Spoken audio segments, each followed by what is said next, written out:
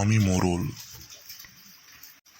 আমার প্রচণ্ড অসুখ, আমার মনে নাই সুখ, সেই অসুখে আমি ভুগছি। আমি হাসু, মরলের আত্মীয়। আমি রহমত, ওদের বাড়ির চাকর। আমি বৌদ্ধ, আমি অসুখের চিকিৎসা করতে এসেছি। রহমত, ওই রহমত, তুই কই রে? শুনছি। ভালো করে শুন, ওই কবিরাজ যতই নারী দেখুক, তোমার মরলের নিস্তার নাই। অমন ভয় দেখাবেন না, তাহলে আমি হাউমাউ করে কাঁদতে লেগে যাব। কাঁদো, মন উজাড় করে কাঁদো। তোমার মরল একটা কঠিন লোক। আমাদের সব পুণ্যপুরে মানুষকে বড় জ্বালিয়েছে। এর গরু কেড়ে তার ধান লুট করে তোমার মরল আজ ধনী, মানুষের কান্না দেখতে হাসে। তাই বলে মরলের ব্যারাম ভালো হবে না কেন? হবেই না তো, মরল যে অত্যাচারী পাপী, মনে মধ্যে অশান্তি থাকে ও ওষুধে কাজ হয় না। দেখে নিও, মরল মরবে। আর আজে আজে বাজে কথা বলবেন না, আপনি বাড়ি যান। ও এত কোলাহল করো না, আমি রুগীর নাড়ি পরীক্ষা করছি। ওই কবিরাজ নারী কি বলছে, মরল বাঁচবে তো? মূর্খের মতো কথা বলো না। মানুষ এবং প্রাণী অমর নয়। আমি যা বলি মনোযোগ দিয়ে তাই শুনো আর করো। আমাকে বলুন, মোরল আমার মামাতো ভাই। মরল আমার মনিব। এই নিষ্ঠুর মরলকে যদি বাঁচাতে চাও, তাহলে একটি সঠিক কর্ম করতে হবে। বাঘের চোখ আনতে হবে, আরও কঠিন কাজ। হিমালয়ের পাহাড় তুলে আনতে হবে। পাহাড়, সমুদ্র, চন্দ্র, নক্ষত্র কিছুই আনতে হবে না।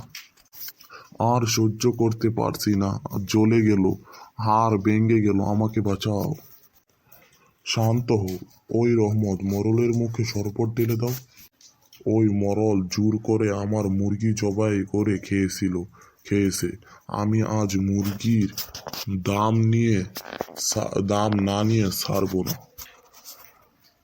ভাই, এদিকে এসো, আমি সব দিয়ে দিব, আমাকে শান্তি এনে দাও। মরল, তুমি কি আর কোনোদিন মিথ্যে কথা বলবে?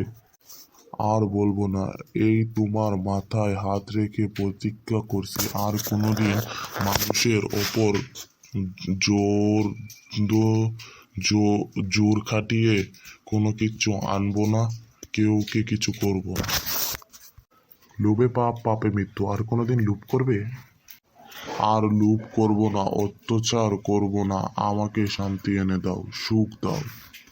তাহলে মনে সুখে শুয়ে থাকো, আমি ঔষধের কথা চিন্তা করছি।